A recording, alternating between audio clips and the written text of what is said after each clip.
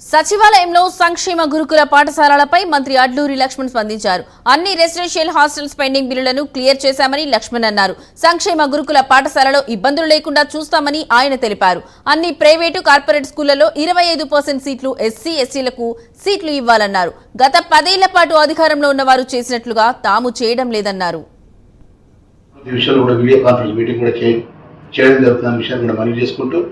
దయచేసి ఈ రాష్ట్రంలో ఎక్కడ కూడా ఏ రాష్ట్రంలో ఏ విధంగా మరి పెద్ద ఎత్తున ఇంటిగ్రేటెడ్ సుమారు ప్రతి కాన్స్టిట్యూన్సీలో కూడా ఒక 200 కోట్ల రూపాయలతో ఇంటిగ్రేటెడ్ స్కూల్స్ ప్రారంభించడానికి కూడా ప్రభుత్వం రాష్ట్ర ముఖ్యమంత్రి వర్యులు రాష్ట్ర ఫైనాన్స్ మినిస్టర్ గారు కూడా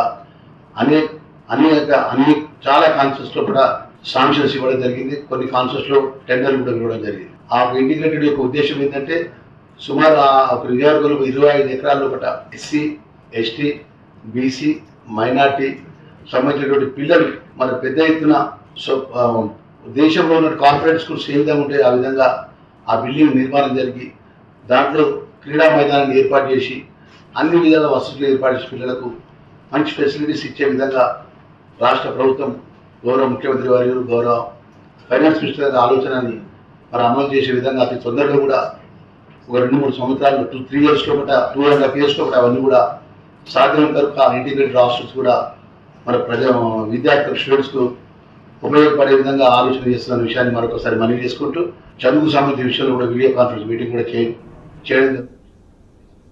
ఢిల్లీలో భారత ఉపరాష్ట్రపతి జగదీప్ ధన్కర్ ను మాజీ ఎంపీ యలమంచిలి శివాజీ కలిశారు. ఉపరాష్ట్రపతి దంపతులు శివాజీ కుటుంబానికి ఆత్మీయ స్వాగతం పలికారు. ఈ సందర్భంగా 1975 ఎమర్జెన్సీ సమయంలో తనకు ఎదురైన అనుభవాలను ఉపరాష్ట్రపతికి శివాజీ వివరించారు. ఆ సమయంలో ఆంధ్రప్రదేశ్లో తాను అరెస్టైన అనుభవాలను ఉపరాష్ట్రపతితో ఆయన పంచుకున్నారు. అలాగే మాజీ ప్రధానమంత్రి చరణ్ సింగ్, అజిత్ సింగ్, మాజీ ఉప ప్రధానమంత్రి దేవీలాల్తో తన సాన్నిహిత్యాన్ని ఉపరాష్ట్రపతికి తెలిపారు.